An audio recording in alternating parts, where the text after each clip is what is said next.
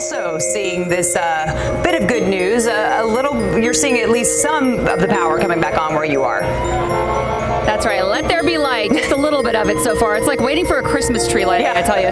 See that right there, that electronic sign? It is back on. And over there in the distance, you can see we've got some more lights on the street over there. So that is a good sign for sure. The shops at Columbus Circle here, it appears, we can't quite tell exactly. Yeah, it looks like some of the lights might be coming back on here. I mean, for the most part, a lot of the buildings here are still in darkness, but we are, the good news, seeing some light over there because it was pretty much pitch black over here. Now, a lot of people want to know about the subways. Those still don't seem to be back online over here. And you can see a lot of people still out on the streets over here.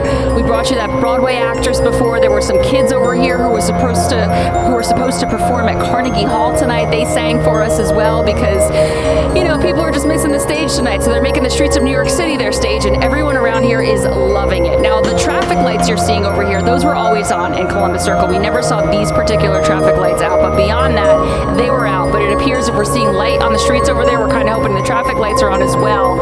The streets still closed. No clue when those are going to reopen, but probably not until all of the lights are back on. You can see a little bit of traffic moving through here, some cabs. Nobody hailing cabs tonight because no one's quite sure how far those cabs can actually go. The sirens have died down quite a bit. We are still seeing a lot of flashing lights, a lot of first responders still out there answering those calls because a lot of the elevators are stuck. We were talking with a woman over here. She lives on the 49th floor of her building, and she was concerned about the disabled folks who live in her building. You know, how are they going to move up and down? But again, a lot of these buildings are just evacuated entirely because there is no power. Once again, though, it's a bit of good news here at Columbus Circle. Let's show you one more time because we've been showing you nothing but darkness all night. We have some light. So that's some good news. And Jessica, we will keep you updated as hopefully more follow.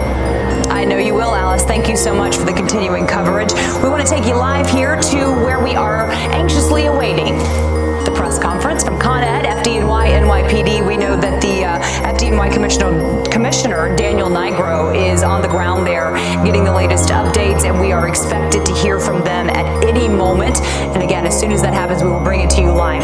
Just to recap what we've been telling you for the last hour or so, tonight we saw about 46,000 people on the west side of Manhattan crippled by this power outage.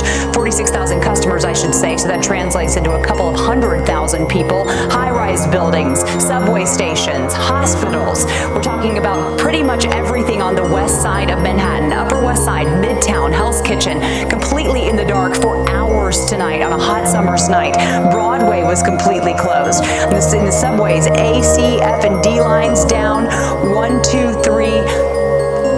Let's see, 1, 2, 3 running on local only. If you're looking here at this live shot, you're starting to see a spotty improvement. And I phrase it like that only to say this shot, we brought it to you earlier, was completely dark. Now we're at least seeing here and there a little bit of light. Translates a little bit of hope. People are starting to get power on in Empire State Building is back on. There you go. That's a major improvement. We're hearing reports on social media and people calling in, emailing into the newsroom, getting text also from people in Hell's Kitchen that the light and the power, the air conditioning, most importantly on a hot summer's night, is back